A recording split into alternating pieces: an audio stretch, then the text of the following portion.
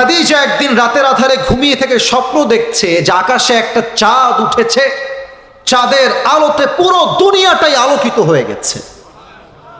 উনি চাঁদের দিকে তাকিয়ে অবাক যে চাঁদের আলো এত বেশি হতে পারে। দেখছেন চাঁদটা তাকানোর সাথে সাথেই আকাশ থেকে খাদিজার বুকের দিকে চাঁদটা ভেঙ্গে ভেঙ্গে পড়ছে। স্বপ্ন দেখে ঠাস করে ঘুম থেকে উঠে গেছে। কি স্বপ্ন দেখলাম, এটা এর ব্যাখ্যা কি হবে? তার চাচা ছিলেন ওয়ারাকা বিন নাফেল, তিনি ছিলেন স্বপ্নের ব্যাখ্যাবিদ। তার কাছে গেলেন, বললেন যে চাচা, আমি স্বপ্নে দেখলাম আকাশ থেকে চাঁদটা ভেঙে আমার বুকের দিকে পড়ছে, এই স্বপ্নের ব্যাখ্যা কি আমাকে এখনই বলেন। তার চাচা তাওরাত খুললেন, ইনজিল খুললেন, ব্যাখ্যা করে জানলেন যে Khadija, it's a good news for you, it's a good news, তোমার জন্য এক বিশাল সুসংবাদ। কি সংবাদ? তার চাচা বলছে শেষ নবী এই জামানার তোমার স্বামী হিসেবে কবুল হতে চলেছে। সুবহানাল্লাহ। অপেক্ষা করো, সেই স্বপ্নের পুরুষ তোমার জীবনে একদিন আসবেই। একদিনের ঘটনা, নবীজি ব্যবসার জন্য খাদিজার বাসায় আসলেন, এটা আমরা সবাই জানি। খাদিজা দূর থেকে দেখলেন এক যুবক এসেছে। তার চেহারা, তার মুখের চাপদাড়ি, তার ফিজিক্যাল অ্যাট্রাকশন, তার হ্যান্ডসামনেস, তার সৌন্দর্য, তার ব্যক্তিত্ব, খাদিজা দেখেই বুঝে গেছে এটাই হবে শেষ নবী। সুবহানাল্লাহ পড়বেন না আপনারা সবাই? কিন্তু আমাদের যুবকদের লজ্জা শরম একটু কম, তাই আমরা প্রস্তাব চাইলে দিতে পারি। বাট মেয়ে মানুষের লজ্জা একটু বেশি, ওরা চাইলেই বিয়ের প্রস্তাবটা সহজে দিতে পারে না। তো খাদিজা প্রস্তাব দিবে কেমনে প্ল্যান করলেন, একটা ছোট্ট প্ল্যান। ওনার একজন দাসী ছিলেন, তাকে ডাকলেন, ডেকে বললেন এই নেন হাদিয়া, অনেক হাদিয়া, একটা কাজ করে দিবেন, এই যুবককে আমার পক্ষ থেকে বিয়ের প্রস্তাব দিবেন। তো মুরব্বীদের বুদ্ধি একটু বেশি হয়, মহিলার বয়স ভালো ছিল, সে বলল খাদিজা আজকে নয়, ব্যবসা করে ফিরে আসুক, নেক্সট টাইম প্রস্তাব দেওয়া যাবে। পরের কথা, এবার খাদিজার দাসী নবীর ঘরে আসছে। হ্যাঁ যুবক ভাইয়ারা মন দাও, মাত্র 3 মিনিট বাকি আমার বলার জন্য, 3 মিনিটে শেষ করার ট্রাই করছি। নবীর ঘরে খাদিজার দাসী আসছে, এসে সালাম কালাম দিয়ে কথা বলছে, very normally conversation they are making. তো কি বলছে? বলছে আচ্ছা মোহাম্মদ, সবই বুঝলাম, তোমার কথাবার্তা সব ঠিকঠাক আছে, তো তোমাকে একটা প্রশ্ন করবো, রাগ করো না তুমি আমার প্রশ্নের জন্য। বলেন কি প্রশ্ন বলেন। বলছে আচ্ছা তোমার বয়স তো মাশাআল্লাহ, ইউ আর 25 ইয়ার্স ওল্ড, 25 বছর তোমার বয়স, তাগড়া যুবক তুমি, ব্যবসায়ও হাত দিয়ে ফেলেছো অলরেডি, তো তুমি বিয়ে করো না কেন? কি কারণটা কি আমাকে কিছু বলা যাবে? নবীজি যে উত্তর দিয়েছেন এটা হাজার হাজার যুবকদের মনের উত্তর। নবীজি বলছেন বিয়ে তো আমি করতে চাই, বাট আমার কাছে এটা নাই, নাই, টাকা নাই। তো যার কাছে টাকা নাই তার কাছে মেয়ে বিয়ে দিবে কোথায়, কে দিবে? এবার তার দাসী ছিল খুব চালাক, বলছে আরে টাকার চিন্তা তোমার, আরে it's not a big deal, আমার কাছে এমন একজন মেয়ে আছে যেই মেয়েকে বিয়ে করলে তোমার মোহর দেওয়া লাগবে না, খাবার দেওয়া লাগবে না, বাড়ি দেওয়া লাগবে না, পোশাক দেওয়া লাগবে না, বরং সেই মেয়েকে কবুল করে বিয়ে করলে তোমাকে সেই মেয়ে তোমার সবকিছু অ্যারেঞ্জমেন্ট করে দিবে। সুবহানাল্লাহ পড়বেন না আপনারা? তো নবীজি রিয়াকশন দেখেন, আমার চশমাটা একটু খুলি, নবীজি এমনি মানে was very shocked, you know, এমন মেয়ে কি আদৌ আছে? কোথায় পাবো এমন মেয়ের সন্ধান? মাসমুহা, সেই মেয়ের নাম কি আমাকে বলেন। তো সে বলছে ইসমুহা খাদিজা, তার নাম হলো খাদিজা, তুমি কি বিয়ে করবা? অবাক করার বিষয় হচ্ছে নবীজি আগের থেকেই খাদিজা রাদিয়াল্লাহু তাআলা আনহাকে মনে প্রাণে পছন্দ করতেন, তবে it's a matter of money, matter of money. মনে রাখবেন, বড়লোক ঘরের ছেলে গরিব ঘরের মেয়েকে বিয়ে করে, বাট বড়লোক ঘরের মেয়ে কখনো গরিব ঘরের ছেলেকে বিয়ে করে না। তো নবীজি ভাবছে প্রস্তাব দিব কেমনে, আমি তো গরিব ঘরের ছেলে। তো প্রস্তাব খাদিজার পক্ষ থেকে আগে আসছে। তো নবীজি বলছে আপনি যান, আমি কালকে আমার চাচা আবু তালেবকে নিয়ে বাসায় আসবো, ওখানে ফাইনাল ডিসিশন আমরা মেক করব। তো দাসী চলে আসছে, তারপরের দিন নবীজি চাচাকে নিয়ে গিয়েছেন খাদিজার বাসায়। তো আবু তালেব বলছে খাদিজা আপনি কি শিওর, আর ইউ 100% কনফার্ম যে আপনি তাকে বিয়ে করবেন, মুহাম্মদকে বিয়ে করবেন? বলছে ইয়েস, আই এম 100% কনফার্ম যে আমি তাকে স্বামী হিসেবে পেতে চাই।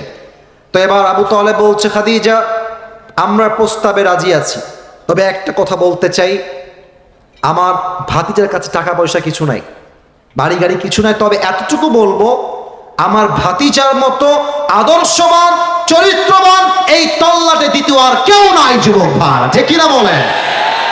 খাদিজা বলছে আমার এইটাই দরকার, টাকার দরকার আমার নাই। মায়েরা বুঝে নিয়েন কথাটা, মায়েরা বোনেরা বুঝে নিয়েন কথাটা। খাদিজা বলছে আমার টাকা পয়সা লাগবে না, চরিত্র হলেই আমার চলবে। তো কি করা যায়, এখন বিয়ে হবে। এখন আবু তালেব বলছে খাদিজা আমরা আপনাকে কি মোহর দিব? তবে একটা মোহর দিব আপনাকে, 20টা উট মোহর হিসেবে দিব। বলছে ঠিক আছে, যা দিবেন তাতেই আমি খুশি। 20টা উট মোহর দেওয়া হলো, বিয়ে হয়ে গেল। এখন বিয়ের পরে মেহমান আসছে, বর পক্ষ কনে পক্ষ, কিছু খাওয়া দাওয়ার আয়োজন করার দরকার আছে না? বোঝে না, খাওয়া দাওয়ার দরকার একটু আছে না ভাইরা, বলেন একটু অলিমার দরকার। তো খাদিজার মন কত বড়। খাদিজা বলছে যেহেতু আমার স্বামী গরিব ঘরের ছেলে, আপনারা আমার 20টা উট যে মোহর হিসেবে দিয়েছেন, এই 20টা উট মেহমানদের জন্য, মেহমানদারি করার জন্য আল্লাহর রাস্তায় জবাই করে দেন। সুবহানাল্লাহ। এবার বিয়ে হয়ে গেল, আকদ সম্পূর্ণ হয়ে গেল। বাসর রাত, খাদিজা বাসর রাতে আগেই বসে আছেন। নবীজি বাসর ঘরে এন্ট্রি নিয়েছেন, প্রবেশ করেছেন। হাদিসের শেষাংশে আমি আছি, এটাই শেষাংশ। নবীজি এসে খাদিজার পাশে বসেছে। তো নবীজি একটু নার্ভাস, মানে প্রথম বিয়ে হলে যা হয় আর কি, হ্যাঁ, বাসরাতে সবাই নার্ভাস ফিল করে, নবীজিও নার্ভাস। তো নবীজি চুপচাপ বসে আছে, খাদিজাও চুপচাপ বসে আছে। তো খাদিজা যেহেতু আগের থেকে একটু অভিজ্ঞ মানুষ, নবীর চাইতে একটু বেশি, তো খাদিজা নিজের থেকেই বলছে আচ্ছা আপনি কি জানেন যে আমি আপনাকে স্বামী হিসেবে কেমনে পেয়েছি? আপনি কি জানেন এটা? নবীজি বলছেন না তা তো আমি জানি না, আপনি কেমনে পেয়েছেন? তো আপনি জানবেন, আমি কেমনে জানবো আপনার ঘটনা? তো খাদিজা বলতে শোনেন তাহলে আমার ঘটনা। আমি যখন প্রথমবার বিয়ে করলাম, প্রথম বিয়েতে আমার এক সন্তান হলো, স্বামী আমাকে সন্তান রেখে দুনিয়ার থেকে বিদায় নিলেন।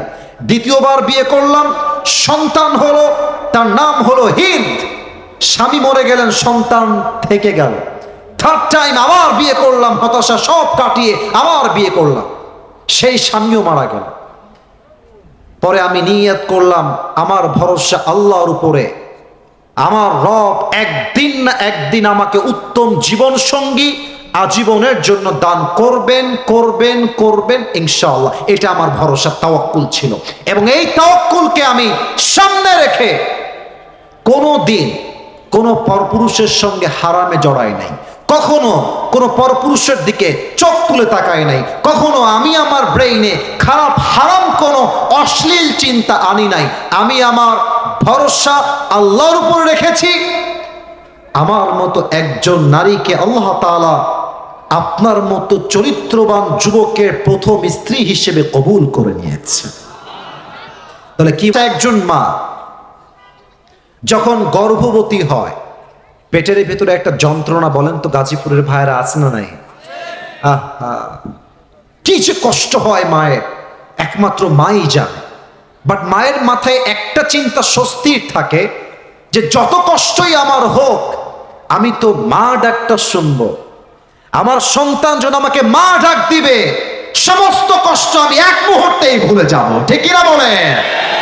আল্লাহ বলছে বান্দা কষ্টের পরে সুখ নয়, কষ্টের সাথেই রয়েছে স্বস্তি। তবে এই বার্তা সেই মানুষ বুঝবে যার মাঝে আছে 2টা গুণ। সবাই 2 হাত তোলেন, এই যে 2 আঙ্গুল, সবাই আমাকে দেখাবেন। কষ্টের সাথেই আছে স্বস্তি, এটা আমল করতে কয়টা গুণ লাগবে? আপনাদের সকলের শোনার মন আছে তো ইনশাআল্লাহ? হাত নামান, সবাই একটা তাকবীর দেন, নারে তাকবীর। 12টা বেজে গেছে, অলরেডি ওয়াজ 1 ঘন্টা হয়ে গেছে, আরো 10 থেকে 15 মিনিট সময় আমাকে দেওয়া যাবে না ইনশাআল্লাহ? ইনশাআল্লাহ আওয়াজ তো বলছে না, বলেন সবাই ইনশাআল্লাহ। 1 নাম্বার গুণের নাম হচ্ছে ধৈর্য। বলেন সবাই 1 নাম্বার গুণের নাম কি? ধৈর্য। আমি একটা কথা সবাইকে জিজ্ঞেস করতে চাই, যদি আমার ভুল হয় আপনারা আমাকে ধরিয়ে দিবেন। সাররাবাদ আমি আমার জায়গা থেকে বলছি, আমার সামনে যতগুলো যুবক এখানে এসেছে, এটা আমার আন্তরিকতার বিশ্বাস, এখানে 90% বেশি যুবক ভাইরা আমরা সবাই মধ্যবিত্ত পরিবারের সন্তান এই মাহফিলে এসেছি। আমি আমার একটা ওয়াজে বলেছিলাম যে মধ্যবিত্ত পরিবারের সন্তান মানেই হচ্ছে এক একটা ব্র্যান্ড।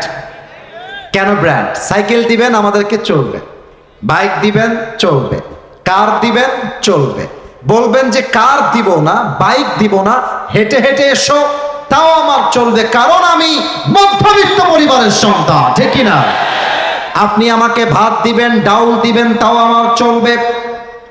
আপনি আমাকে ভাত দিবেন, আলু ভর্তা দিবেন, তাও আমার চলবে। আপনি আমাকে ভাত দিবেন, গোস্ত দিবেন, তাও আমার চলবে। আপনি আমাকে এক প্লেট ভাত দিবেন, আর কিছুই দিবেন না, এক গ্লাস পানি দিবেন, একটা মরিচ দিবেন, আমার পান্তা ভাত হলেও চলবে। আপনি বালিশ দিবেন, ঘুমাবো, বালিশ দিবেন না, তাও ঘুমাবো। খাট দিবেন, ঘুমাবো, খাট দিবেন না, তাও ঘুমাবো। কারণ হলো আমি বড় ঘরের খেয়ে পড়ে বড় হওয়া ব্রয়লার মুরগি না। আমি মধ্যবিত্ত পরিবারের সন্তান। আমি যেমন আরাম করতে পারি, তেমন আমি মাথার ঘাম পায়ে ফেলে কঠোর পরিশ্রম করতে পারি, ঠিক কিনা বলেন? আল্লাহ বলছে কি দেখেন, ইন্নামা ইউওয়াফাস সাবিরুনা আজরাহুম বিগাইরি হিসাব। কিয়ামতের দিন মানুষের মাঝে দুইটা দল হবে, ফারিকুম ফিল জান্নাহ ওয়া ফারিকুম ফিস সাঈর। One group will enter in the paradise and another group will enter in the hellfire. এক দল যাবে জান্নাতে, আরেক দল যাবে জাহান্নামে। জান্নাতের কাতার হবে ডান দিকে। গাজীপুরের ভাইরা, জান্নাতের কাতার কি বাম দিকে না ডান দিকে? আল্লাহ বলবে, এই আব্দুর রহমান বের হ, এই আব্দুল্লাহ বের হ, এই আব্দুর রহিম গেট আউট, বের হ, এই কাতার থেকে বাহিরে আসো। আল্লাহ কেন বের হব? আমরা কি জান্নাত পাবো না? আল্লাহ আল্লাহ বলবে, বান্দা জান্নাত তো পাবা, তবে একটা বিশেষ অফার আছে তোমার জন্য। কেন, কি অফার?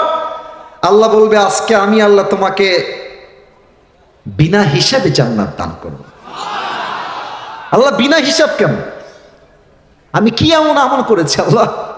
আল্লাহ বলে, বান্দা ওই যে তুমি দুনিয়ার বুকে গরিব ঘরের ছেলে ছিলে, মধ্যবিত্ত পরিবারের ছেলে ছিলে, এত কষ্ট তোমার হৃদয়ে চাপা ছিল, বাট কেউ যখন তোমাকে বলতো ভাই তুমি কেমন আছো, তুমি সব ভুলে বলতা ভাই আলহামদুলিল্লাহ, আল্লাহ অনেক ভালো রেখেছে, তুমি ধৈর্যশীল ছিলা। ইন্নামা ইউওয়াফাস সাবিরুনা আজরাহুম বিগাইরি হিসাব। Those who observe patient, they will be given their reward without measure. আল্লাহ বলছে, ধৈর্যশীল বান্দাকে আমি আল্লাহ তাআলা বিনা হিসাবে জান্নাত দিব। সুবহানাল্লাহ। কিছু প্রশ্ন করছি, দেখা যাক আপনারা উত্তর করতে পারেন কিনা।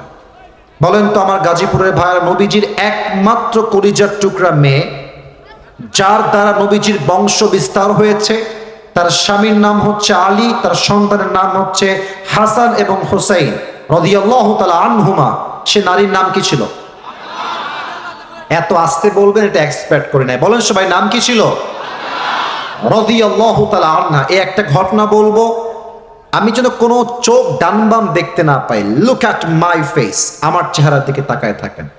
একদিন ফাতেমা রাদিয়াল্লাহু তাআলা আনহার ঘরে এত অভাব, হাদিসে আসছে 3 দিন যাবত চুলায় আগুন জ্বলে না, ভাত নাই, ডাল নাই, চাল নাই, কিছুই নাই। ফাতেমা রাদিয়াল্লাহু তাআলা আনহা ডাক দিয়ে বলছে, আলী, অভাব তো বড্ড চরম পর্যায়ে পৌঁছে গিয়েছে, খাবার দাবার ডাল ভাত কিছুই নাই বাসার ভেতরে, কি করা যায়, আমাকে পরামর্শ দাও।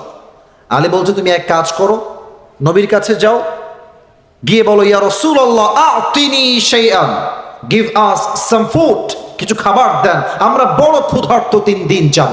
যাও, বাবার কাছে যাও। দেখেন, স্বামী যা বলে বউ তা শুনতে বাধ্য। শুনতে হবে যদি ইসলামী শরিয়াহ অনুযায়ী হয়।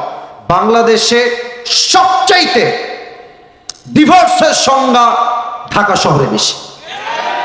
কারণ কি জানেন? আমি এটা বলে দিই এই সিক্রেটটা, ঢাকা শহরের মেয়েদের ডিমান্ড একটু বেশি, চাই, আরো চাই, আরো চাই। এক ছেলে, মাইন্ড করবেন না, আমার কাছে আসছে, যুবক ছেলে, ভেরি ইয়াং ম্যান, বলছে, হুজুর আমি আমার বউকে তালাক দিয়ে দিই, বর্ষকে আমি থাকবো না। বুঝে গেছে ওর মাথা খুব গরম। হ্যাঁ, বসো বসো, কি হয়েছে, কি সমস্যা? বলছে যে হুজুর আমার বউয়ের চাহিদার কোনো শেষ নাই, খালি চাই, একটা এনে দেই আর একটা চাই, ওইটা দেই আর একটা চাই। প্রিয় ভাইয়ারা, বিয়ে হচ্ছে দিল্লি কা লাড্ডু, খাওগে তো ভি পছতাওগে, নেই খাওগে তো ভি পছতাওগে। তা আমার মনে হয় যে না খাওয়ার চাইতে খেয়ে পছতানো 1000 গুণ বেশি ভালো যুবক ভাইরা, তাই না? তো আমি বললাম ভাই কেন, কি সমস্যা, আর কি কি বলে বলেন তো দেখি। তো বলছে হুজুর সেই দিন আমার কাছে এসেছে, বলছে জান তুমি কি জানো আমার অমুক বান্ধবীর জামাইন তাকে আইফোন 16 প্রো ম্যাক্স দিয়েছে। এর মানে কি, মেয়েটা বোঝা যাচ্ছে যে ওর জামাই তোকে দিয়েছে, তুমি আমাকে কবে দিবা। মেয়েদের এই ডিমান্ডের জন্য হাজার হাজার স্বামী ঢাকা শহরে হারাম ইনকাম করতে বাধ্য হয় গাজীপুরের ভাই, ঠিক না? ফাতেমার দিকে তাকান, ফাতেমা নবীর কাছে আসছে, এসেই দরজায় নক দিয়েছে। নবীজির স্বভাব নবী নিজে আসতেন, গেট খুলতেন, ফাতেমাকে নিজেই ঘরে নিয়ে আসতেন। নবীজি গেট খুলে ফাতেমার চেহারা দেখেই বুঝে গেছেন ফাতেমা ইজ ডিপ্রেসড, সে হতাশ, কোন একটা সমস্যায় সে পড়ে গেছে। নবীজি মেয়ের হাত ধরলেন, চুপ করে ধরে বাসায় নিয়ে খাটের উপরে বসালেন, বললেন মা বলো তোমার কি হয়েছে। ফাতেমা মাথা নিচুর দিকে দিয়ে বলছে আব্বাজান আতিনি শাইআন, কিছু খাবার দেন, 3 দিন যাবৎ বড্ড ক্ষুধার্ত আমরা। নবীজি বুঝে গেছেন আমার মেয়ে ক্ষুধার্ত, ধৈর্যের পরীক্ষা নেওয়া লাগবে। বলছে আচ্ছা মা টেনশন নাই, খাবার দিব, নট আ বিগ ডিল, তবে তোমাকে আমি 2টা অপশন দিব, তুমি কোনটা চুজ করবা, the decision is totally yours, সিদ্ধান্ত তোমার মা। 2টা অপশন শোনো, এক তোমাকে আমি 5টা বকরি দিব, আর এক হলো তোমাকে আমি 5টা দোয়া শিখাই দিব, which option you want to select, তুমি কোনটা নিতে চাও। ফাতেমা বুঝে গেছে আমার আব্বাজান আমাকে ধৈর্যের পরীক্ষা নিচ্ছেন। বলছে আব্বাজান 5টা বকরির দরকার নাই, 5টা দোয়া শিখাই দিলে আমি ফাতেমা খুশি মনে বাসায় ফিরে যাব। নবীজি বলছেন এই তো আমার মেয়ে ধৈর্যের পরীক্ষায় পাশ করেছে, সুবহানাল্লাহ। আল্লাহর হাবিব দোয়া শেখালেন, আমি আপনাদের সবাইকে শেখাতে চাই। আমি জানি এটা মুখস্থ হবে না, অনেক মিডিয়ার ভাইরা আজকে এসেছে, কাউকে আমি চিনিও না, আপলোড দিয়ে দিবে কালকে, মুখস্থ করে নেবেন। সবাই পড়েন আমার সাথে গাজীপুরের সাউন্ডে, ইয়া আউয়ালাল আউয়ালিন। আপনারা খুব সুন্দর সাউন্ডে কথা বলেন মাশাআল্লাহ, ভাইরা আপনারাও বলবেন ইয়া আউয়ালাল আউয়ালিন, ইয়া আখিরাল আখিরিন, ইয়া যাল কুওয়াতিল মাতিন, ইয়া রাহিমাল মাসাকিন, ইয়া আরহামার রাহিমিন। শেষ শব্দের দোয়া অনেক সহজ, সো আমি সবার থেকে লাউডলি শুনতে চাই, ইয়া আরহামার রাহিমিন। যাও ফাতেমা গিয়ে এই আমলটা করার চেষ্টা করো। ফাতেমা বাসায় ফিরে আসছে, তো আলী গেটের কাছে দাঁড়িয়ে আছে যে ফাতেমা আসবে, হাতে কিছু খাবার থাকবে, আমি নিব, ফাতেমাও খাবে, আমিও খাবো। আলী রাদিয়াল্লাহু তাআলা আনহু দূর থেকে দেখছেন ফাতেমা ফিরে আসছে, বাট হাতে ফাতেমা 2 হাতে কিছুই নাই, 2 হাত ফাঁকা। আলী বলছে ইয়া ফাতেমা আইনা তা'আম, ওয়্যার ইজ দ্য ফুড, খাবার কোথায়, তোমার হাত তো খালি। ফাতেমা বলছে আলী যাহাবতু লিদ-দুনিয়া ওয়া জিতু বিল আখিরা, যাহাবতু লিদ-দুনিয়া ওয়া জিতু বিল আখিরা। আমি আমার প্রিয় আব্বার কাছে নবীর কাছে দুনিয়া চাওয়ার জন্য গিয়েছিলাম, তবে আমার আব্বা যেন আমাকে দুনিয়া নয় 2 হাত ভরে আখিরাত দিয়ে ফেরত পাঠিয়ে দিয়েছে। আলী বলছে হবে না, পেটের যন্ত্রণা আর সহ্য হচ্ছে না, এবার আমি যাব। ও আব্বা জানেরা, জামাই আসছে শ্বশুরের কাছে, it's a matter of Prestige issue. জামাই এসছে, এসে বলছে আসসালামু আলাইকা ইয়া রাহমাতাল লিল আলামিন, হে নবী আপনাকে সালাম। নবী তো বুঝে গেছে যে আলী কেন এসেছে। জামাই বসো, কি দিব বলো, কি চাই। বলছে নবী হে 3 দিন যাবৎ বড্ড অভাব, যদি কিছু খাবার দিতেন বড্ড মেহেরবানি হতো আপনার ব্যাপারে। নবীজি বলছে ঠিক আছে খাবার দিব, তবে 2টা অপশন তোমাকে দিচ্ছি, তুমি কোনটা নিবা, the decision is totally yours. নবীজি জামাইয়ের সবরের পরীক্ষা নিচ্ছে, বলছে তোমাকে আমি 5000 বকরি দিব। আগে বলেছিল 5টা, এবার সংখ্যা বেড়ে 5000। 5000 বকরি দিব আর 5টা দোয়া দিব, which option you want to select, তুমি কোনটা নিতে চাও আলী। আলী বুঝে গেছে আমার শ্বশুর আমাকে ধৈর্যের পরীক্ষা দিচ্ছে। আলী বলছে নবী হে 5,000 বকরি ইস মাইনাস, আমাকে আপনি 5টা দোয়া শিখায় দেন। নবীজি আবার সেই 5টা দোয়া আলীকে শিখিয়ে দিলেন। আলী রাদিয়াল্লাহু তাআলা আনহু বাসায় ফিরে আসলেন। ফাতেমা এবং আলী রাদিয়াল্লাহু তাআলা আনহু দুইজন মিলে এই 5 শব্দের দোয়ার আমল করলেন। হাদিসে আসছে এই 5টা শব্দের দোয়ার আমলের বিনিময়ে আল্লাহ তাআলা তাদের সংসারের সমস্ত অভাবকে গায়েবী খাজানার থেকে দূর করে দিলেন। সুবহানাল্লাহ। অতএব অভাব পরিবারে আসবে, টাকা থাকবে না, ব্যবসা থাকবে না, চাকরি থাকবে না, কিছুই থাকবে না, বাট মাথায় রাখবেন কষ্টের সাথেই আছে স্বস্তি। ধৈর্যের সঙ্গে স্থির থাকেন, আপনার পথ খুলে দিবে একজন। আওয়াজ দিয়ে বলেন সবাই, তিনি কে? 1 নাম্বার হলো ধৈর্যশীল হওয়া জীবনের যে কোনো মুহূর্তে। 2 নাম্বার হচ্ছে আল্লাহর উপরে তাওয়াক্কুল। وَمَن يَتَوَكَّلْ عَلَى اللَّهِ فَهُوَ حَسْبُهُ. Whoever trusts in Allah subhanahu wa ta'ala, Allah is sufficient for him. যে ব্যক্তি আল্লাহর উপরে ভরসা করতে পারে, আল্লাহ বলছেন আমি একাই তার জন্য যথেষ্ট হয়ে যাই। সুবহানাল্লাহ।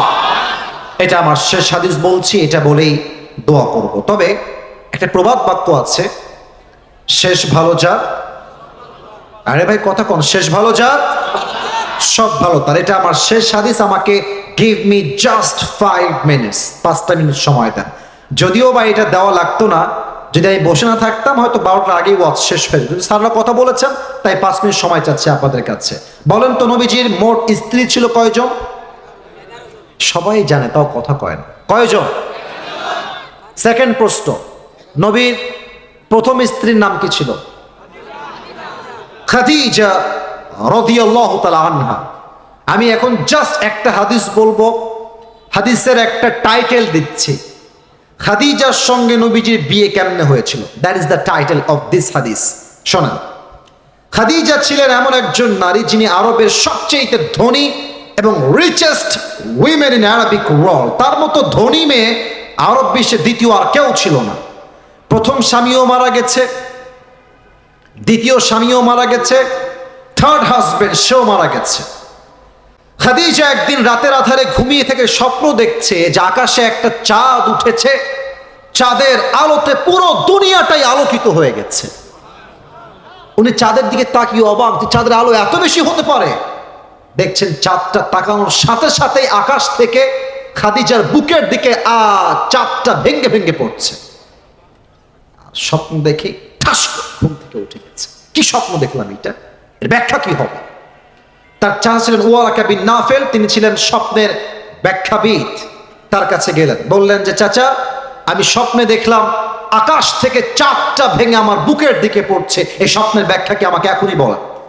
তার চাচা তাওরাত খুললেন, ইনজিল খুললেন, ব্যাখ্যা করে জানলেন যে Khadija, it's a good news for you, it's a good news, তোমার জন্য এক বিশাল সুসংবাদ। কি সংবাদ? তার চাচা বলছে শেষ নবী এই জামানার তোমার স্বামী হিসেবে কবুল হতে চলেছে। সুবহানাল্লাহ। অপেক্ষা করো, সেই স্বপ্নের পুরুষ তোমার জীবনে একদিন আসবে। একদিনের ঘটনা, নবীজি ব্যবসার জন্য খাদিজার বাসায় আসলেন, এটা আমরা সবাই জানি। খাদিজা দূর থেকে দেখলেন এক যুবক এসেছে। তার চেহারা, তার মুখের চাপদাড়ি, তার ফিজিক্যাল অ্যাট্রাকশন, তার হ্যান্ডসামনেস, তার সৌন্দর্য, তার ব্যক্তিত্ব, খাদিজা দেখেই বুঝে গেছে এটাই হবে শেষ নবী। সুবহানাল্লাহ পড়বেন না আপনারা সবাই? কিন্তু আমাদের যুবকদের লজ্জা শরম একটু কম, তাই আমরা প্রস্তাব চাইলে দিতে পারি, বাট মেয়ে মানুষের লজ্জা একটু বেশি। ওরা চাইলেই বিয়ের প্রস্তাবটা সহজে দিতে পারে না। তো খাদিজা প্রস্তাব দিবে কেমনে প্ল্যান করলেন, একটা ছোট্ট প্ল্যান।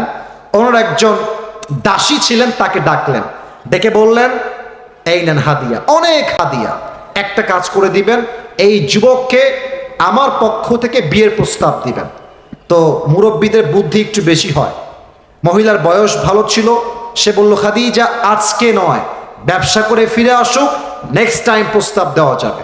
পরের কথা, এবার খাদিজার দাসী নবীর ঘরে আসছে। এই যুবক ভাইরা মন দাও, মাত্র 3 মিনিট বাকি আমার বলার জন্য, 3 মিনিটে শেষ করার ট্রাই করছি। নবীর ঘরে খাদিজার দাসী আসছে, এসে সালাম কালাম দিয়ে কথা বলছে। Very normally conversation they are making. তো কি বলছে? বলছে আচ্ছা মুহাম্মদ, সবই বুঝলাম, তোমার কথাবার্তা সব ঠিকঠাক আছে, তো তোমাকে একটা প্রশ্ন করবো, রাগ করো না তুমি আমার প্রশ্নের জন্য। বলেন কি প্রশ্ন বলেন। বলছে আচ্ছা তোমার বয়স তো মাশাআল্লাহ, ইউ আর 25 ইয়ার্স ওল্ড, 25 বছর তোমার বয়স, তাগড়া যুবক, তুমি ব্যবসায়ও হাত দিয়ে ফেলেছো অলরেডি, তো তুমি বিয়ে করো না কেন? কি কারণটা কি আমাকে কিছু বলা যাবে? নবীজি যে উত্তর দিয়েছেন এটা হাজার হাজার যুবকদের মনের উত্তর। নবীজি বলছেন বিয়ে তো আমি করতে চাই, বাট আমার কাছে এটা নাই, নাই, টাকা নাই। তো যার কাছে টাকা নাই তার কাছে মেয়ে বিয়ে দিবে কোথায়? কে দিবে? এবার তার দাসী ছিল খুব চালাক, বলছে আরে টাকার চিন্তা তোমার, আরে it's not a big deal, আমার কাছে এমন একজন মেয়ে আছে যেই মেয়েকে বিয়ে করলে তোমার মোহর দেওয়া লাগবে না, খাবার দেওয়া লাগবে না, বাড়ি দেওয়া লাগবে না, পোশাক দেওয়া লাগবে না, বরং সেই মেয়েকে কবুল করে বিয়ে করলে তোমাকে সেই মেয়ে তোমার সবকিছু অ্যারেঞ্জমেন্ট করে দিবে। সুবহানাল্লাহ পড়বেন না আপনারা? তো নবীজি রিয়াকশন দেখেন, আমার চশমাটা একটু খুলি, নবীজি এমনে মানে was very shocked, you know, এমন মেয়ে কি আদৌ আছে? কোথায় পাবো এমন মেয়ের সন্ধান? মাসমুহা, সেই মেয়ের নাম কি আমাকে বলেন। তো সে বলছে ইসমুহা খাদিজা, তার নাম হলো খাদিজা, তুমি কি বিয়ে করবা? তো অবাক করার বিষয় হচ্ছে নবীজি আগের থেকেই খাদিজা রাদিয়াল্লাহু তাআলা আনহাকে মনে প্রাণে পছন্দ করতেন, তবে it's a matter of money, matter of money. মনে রাখবেন, বড়লোক ঘরের ছেলে গরিব ঘরের মেয়েকে বিয়ে করে, বাট বড়লোক ঘরের মেয়ে কখনো গরিব ঘরের ছেলেকে বিয়ে করে না। তো নবীজি ভাবছে প্রস্তাব দিব কেমনে, আমি তো গরিব ঘরের ছেলে। তো প্রস্তাব খাদিজার পক্ষ থেকে আগে আসছে। তো নবীজি বলছে আপনি যান, আমি কালকে আমার চাচা আবু তালেবকে নিয়ে বাসায় আসবো, ওখানে ফাইনাল ডিসিশন আমরা মেক করব। তো দাসী চলে আসছে, তারপরের দিন নবীজি চাচাকে নিয়ে গিয়েছেন খাদিজার বাসায়। তো আবু তালেব বলছে খাদিজা আপনি কি শিওর, আর ইউ 100% কনফার্ম যে আপনি তাকে বিয়ে করবেন, মুহাম্মদকে বিয়ে করবেন? বলছে ইয়েস, আই এম 100% কনফার্ম যে আমি তাকে স্বামী হিসেবে পেতে চাই। তো এবার আবু তালেব বলছে খাদিজা আমরা প্রস্তাবে রাজি আছি, তবে একটা কথা বলতে চাই, আমার ভাতিজার কাছে টাকা পয়সা কিছু নাই, বাড়ি গাড়ি কিছু নাই, তবে এতটুকু বলবো আমার ভাতিজার মতো আদর্শবান চরিত্রবান এই তল্লাটে দ্বিতীয় আর কেউ নাই যুবক ভাই, ঠিক কিনা বলে? খাদিজা বলছে আমার এটাই দরকার, টাকার দরকার আমার নাই। মায়েরা বুঝে নিয়েন কথাটা, মায়েরা বোনেরা বুঝে নিয়েন কথাটা। খাদিজা বলছে আমার টাকা পয়সা লাগবে না, চরিত্র হলেই আমার চলবে। তো কি করা যায়, এখন বিয়ে হবে। এখন আবু তালেব বলছে খাদিজা আমরা আপনাকে কি মোহর দিব? তবে একটা মোহর দিব আপনাকে, 20টা উট মোহর হিসেবে দিব। বলছে ঠিক আছে যা দিবেন তাতেই আমি খুশি। 20টা উট মোহর দেওয়া হলো, বিয়ে হয়ে গেল। এখন বিয়ের পরে মেহমান আসছে, বর পক্ষ কনে পক্ষ, কিছু খাওয়া দাওয়ার আয়োজন করার দরকার আছে না? বোঝে না, খাওয়া দাওয়ার দরকার একটু আছে না ভাইরা, বলে একটু অলিমার দরকার। তো খাদিজার মন কত বড়। খাদিজা বলছে যেহেতু আমার স্বামী গরিব ঘরের ছেলে, আপনারা আমার 20টা উট যে মোহর হিসেবে দিয়েছেন, এই 20টা উট মেহমানদের জন্য, মেহমানদারি করার জন্য আল্লাহর রাস্তায় জবাই করে দেন। সুবহানাল্লাহ। এবার বিয়ে হয়ে গেল, আকদ সম্পূর্ণ হয়ে গেল, বাসর রাত। খাদিজা বাসর রাতে আগেই বসে আছেন, নবীজি বাসর ঘরে এন্ট্রি নিয়েছেন, প্রবেশ করেছেন। হাদিসের শেষাংশে আমি আছি, এটাই শেষাংশ। নবীজি এসে খাদিজার পাশে বসেছে। তো নবীজি একটু নার্ভাস, মানে প্রথম বিয়ে হলে যা হয় আর কি, হ্যাঁ, বাসরাতে সবাই নার্ভাস ফিল করে, নবীজিও নার্ভাস। তো নবীজি চুপচাপ বসে আছে, খাদিজাও চুপচাপ বসে আছে। তো খাদিজা যেহেতু আগের থেকে একটু অভিজ্ঞ মানুষ, নবীর চাইতে একটু বেশি, তো খাদিজা নিজের থেকেই বলছে আচ্ছা আপনি কি জানেন যে আমি আপনাকে স্বামী হিসেবে কেমনে পেয়েছি? আপনি কি জানেন এটা? নবীজি বলছেন না তা তো আমি জানি না, আপনি কেমনে পেয়েছেন? তো আপনি জানবেন, আমি কেমনে জানবো আপনার ঘটনা? তো খাদিজা বলতে শোনেন তাহলে আমার ঘটনা। আমি যখন প্রথমবার বিয়ে করলাম, প্রথম বিয়েতে আমার এক সন্তান হলো, স্বামী আমাকে সন্তান রেখে দুনিয়ার থেকে বিদায় নিলেন। দ্বিতীয়বার বিয়ে করলাম, সন্তান হলো, তার নাম হলো হিন্দ, স্বামী মরে গেলেন, সন্তান থেকে গেল। থার্ড টাইম আবার বিয়ে করলাম, হতাশা সব কাটিয়ে আবার বিয়ে করলাম, সেই স্বামীও মারা গেল। পরে আমি নিয়ত করলাম আমার ভরসা আল্লাহর উপরে, আমার রব একদিন না একদিন আমাকে উত্তম জীবন সঙ্গী আজীবনের জন্য দান করবেন করবেন করবেন ইনশাআল্লাহ। এটা আমার ভরসা, তাওয়াক্কুল ছিল। এবং এই তাওয়াক্কুলকে আমি সামনে রেখে কোনো দিন কোনো পরপুরুষের সঙ্গে হারামে জড়াই নাই, কখনো কোনো পরপুরুষের দিকে চোখ তুলে তাকাই নাই, কখনো আমি আমার ব্রেইনে খারাপ হারাম কোনো অশ্লীল চিন্তা আনি নাই। আমি আমার ভরসা আল্লাহর উপর রেখেছি। আমার মতো একজন নারীকে আল্লাহ তাআলা আপনার মতো চরিত্রবান যুবকের প্রথম স্ত্রী হিসেবে কবুল করে নিয়েছে। তাহলে কি বুঝলা? তোমার জীবনে আজকে বউ নাই, তুই আমার বিয়ে হবে না, আব্বা আমি মরে যাবো, আমার বিয়ে নাই, বউ নাই, কিছু নাই, না। অপেক্ষা করো, ধৈর্য ধারণ করো, নিজেকে বাঁচাও। তোমার চরিত্র ভালো হলে তোমাকে আল্লাহ উত্তম চরিত্রে মেয়ে দান করবেই করবে ইনশাআল্লাহ, ঠিক কিনা বলো? অতএব যত কষ্টই আসুক, দুইটা বিষয়ে মাথা রেখে চলবেন। এক হলো ধৈর্য, দুই হচ্ছে তাওয়াক্কুল। ধৈর্য মানে কি? একদিন না একদিন ভালো ফলাফল আসবে। তাওয়াক্কুল মানে কি? আমার বিশ্বাস আমার রব আমাকে কখনো ঠকাইতে পারে না। সবাই এই দুইটা গুণ রাখতে রাজি আছেন তো ইনশাআল্লাহ? দুইটা হাত তোলেন সবাই, সবাই দুইটা হাত তোলেন। গাজীপুরের মানুষ কেউ হাত নামাবেন না আমি না বলা পর্যন্ত। আপনারা প্রমাণ করেছেন যে আসলেই আপনারা মাশাআল্লাহ ভদ্র ঘরের সন্তান। দোয়া আমার দায়িত্বে নেই, দোয়া আরেকজন করবেন। দোয়ার সময় চুপচাপ থাকবেন। আমি আগে একটা ওয়াদা করে নেই। বলেন সবাই হুজুর। এটা গাজীপুরের সাউন্ড হয় নাই। বলেন সবাই হুজুর। আমরা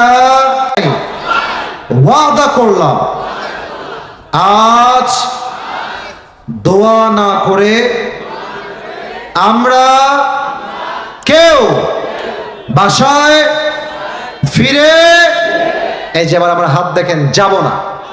হ্যাঁ জোরে কোন যাব না? বলেন সবাই হাত তুলে ইনশাআল্লাহ। হাত নামান। এবার যদি কেউ দোয়ার মাঝে উঠে যায়, আল্লাহর হাবিব বলেছেন লা ঈমান আলা লিমান লা আমান আলা। যার ঈমানের ঠিক নাই তার কথা ঠিক নাই, ঠিক কিনা বলে?